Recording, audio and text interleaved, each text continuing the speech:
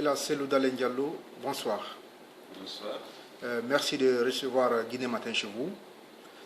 Pas loin qu'hier, vous avez une autre fois enterré un de vos militants, un de vos gardes rapprochés. Alors, quel a été le bilan de cette journée? Écoutez, d'abord, je dois dire que j'étais triste parce que c'était la séparation définitive d'avec quelqu'un qui était si proche, quelqu'un qui avait accepté de donner sa vie si nécessaire pour sauver la mienne. Mais j'étais aussi soulagé par la solidarité marquée par le peuple guinéen, qui s'était massivement mobilisé pour venir prendre part aux obsèques de ces balles. Cette présence massive des habitants de Conakry, je crois, illustre leur solidarité à l'endroit de l'FDG et à l'endroit de la famille, mais aussi leur attachement à la justice, parce que c'est aussi l'expression de leur indignation face aux conditions dans lesquelles un citoyen guinéen a perdu la vie. Il n'a pas bénéficié de l'assistance nécessaire lorsqu'il était encore à la maison centrale. Les autorités judiciaires ont refusé d'accéder à la demande de liberté provisoire déposée par les avocats pour permettre à Seydouba de pouvoir bénéficier d'une prise en charge appropriée. Il n'a bénéficié de l'ordonnance d'hospitalisation que lorsqu'il était pratiquement à l'agonie, si bien que 48 heures après son hospitalisation, il a perdu l'âme.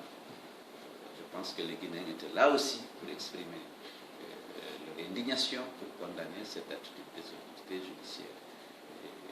Donc voilà, je tiens à remercier toutes celles et tous ceux qui ont fait le déplacement. Les estimations les plus estimistes font état d'1 million de personnes qui étaient hier dans les rues et qui ont accompagné Seydouba à sa dernière demeure. D'accord. Et là, Seloudalen Diallo, au retour de l'enterrement, un incident malheureux s'est produit auprès de l'ex-siège du RPG Arc-en-Ciel. Alors, qu'est-ce qui s'est réellement passé à ce niveau? Écoutez, d'abord il faut rappeler que la direction du parti avait saisi les responsables des forces de défense et de sécurité pour demander vraiment qu'elles se fassent discrètes ou même absentes.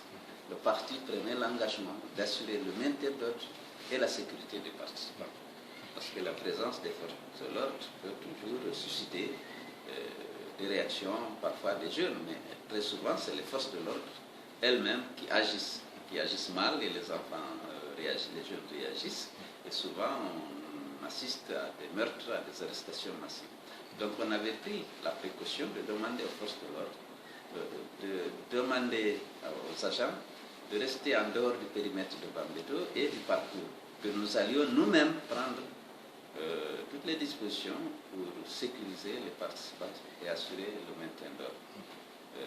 À notre arrivée, on a constaté qu'au niveau de l'ancien siège du RPG, qu'il y avait déjà beaucoup de gendarmes qui étaient là du côté du siège du RPG.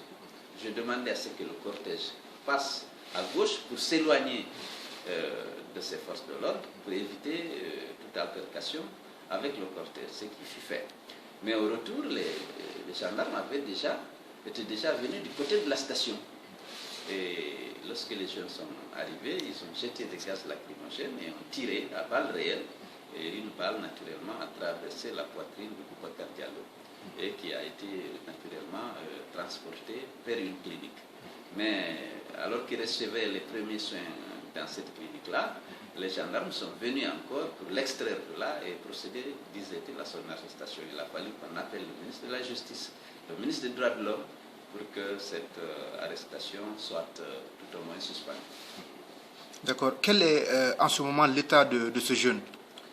Bon, il semble que sa vie est hors de danger. Il est en train de recevoir des soins dans une clinique de la place. D'accord. Merci Ella Seloudalen. Merci.